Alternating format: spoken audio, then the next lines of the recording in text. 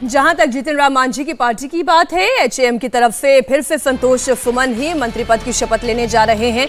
नीतीश की पिछली सरकार में भी संतोष सुमन मंत्री रह चुके हैं। संतोष सुमन विधानसभा का चुनाव नहीं जीते हैं, वो अभी एमएलसी हैं। उन्हें मंत्री पद दिया जाना पहले से ये स्पष्ट दिखाई दे रहा था। जब उस पार्टी से कोटे में एक ही मंत्री पद आ सकता है तो वो संतोष सुमन का नाम हो सकता है। हमारे साथ सभी मेहमान इस वक्त स्टूडियो में मौजूद हैं। वरिष्ठ पत्रकार अवधेश कुमार जी हमारे साथ, स्वागत सर आपका। अनंत विजय जी हमारे साथ स्टूडियो में मौजूद, सर स्वागत। हमारे साथ अजीत द्विवेदी जी आज स्टूडियो में नहीं है, जरा बाहर से जुड़े हुए हैं। पटना की इस वक्त हवा का शायद आनंद वो भी ले रहे हैं, वहां पर क्या राजनीतिक हवा चल रही है। हमारे साथ सेफोलॉजिस्ट मनोज सिंह जी स्टूडियो में मौजूद है और साथ ही साथ पॉलिटिकल एनालिस्ट चंद्रचूड़ सिंह जी भी हमारे साथ स्टूडियो में मौजूद है। अनंत जी, आपसे चर्चा की शुरुआत करते हुए 10वीं बार नीतीश कुमार। अब ये तो ऐसा लगता है कि जब तक नीतीश जी चाहेंगे तब तक रहेंगे, क्योंकि 5 वर्ष अभी उनके हैं और जनता ने जिस प्रकार उनको जनादेश इस बार दिया है उनके नेतृत्व को, तो मुझे लगता है कि नीतीश कुमार में लोगों का भरोसा है।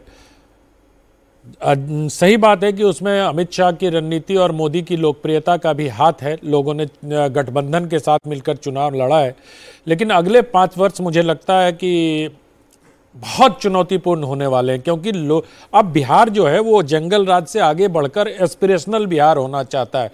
वहाँ के युवाओं की आकांक्षा, वहाँ के महिलाओं की आकांक्षा, वहाँ के आम जनता की आकांक्षा, क्योंकि अब सड़क बिजली वहाँ का मुद्दा नहीं रहा। सड़क और बिजली दोनों बिहार वासियों को मिल गया। अब उनको वहाँ इंडस्ट्री चाहिए, वहाँ रोजगार चाहिए। वहाँ वो जब देखता है कि गुजरात में ये हो रहा है, तो अब वहाँ के बिहारियों को भी लगता है कि भाई हमारे राज्य में क्यों नहीं ऐसा हो सकता है, हमारे राज्य में बेहतरीन यूनिवर्सिटी क्यों नहीं खुल सकती। हालांकि नालंदा यूनिवर्सिटी पे काम हो रहा है, लेकिन अभी उसमें वक्त लगेगा। उनके यहाँ वर्ल्ड क्लास कोई स्कूल क्यों नहीं है? तमाम ब्रांड के स्कूल हैं वहाँ, लेकिन कोई इस तरह का स्कूल नहीं है जिसको नाम लेके कहा जाए कि बिहार के उस स्कूल में, जबकि बिहार में होता था ऐसा। आप याद करिए, साइंस कॉलेज में पढ़ने के लिए लोग दूसरे राज्यों से आते थे। तमाम बंगाल के जो नेता हैं, श्यामा प्रसाद मुखर्जी से लेकर सब लोगों ने साइंस कॉलेज में पढ़ाई की थी। वो शिक्षा का बहुत बड़ा केंद्र होता था पटना विश्वविद्यालय। वो दिनों दिन छींचता चला गया और आज पटना विश्वविद्यालय की स्थिति किसी से छुपी नहीं है। आज वहाँ कोई ऐसा विश्वविद्यालय नहीं है जहाँ की बेहतर शिक्षा के लिए बाहर से लोग आ सके।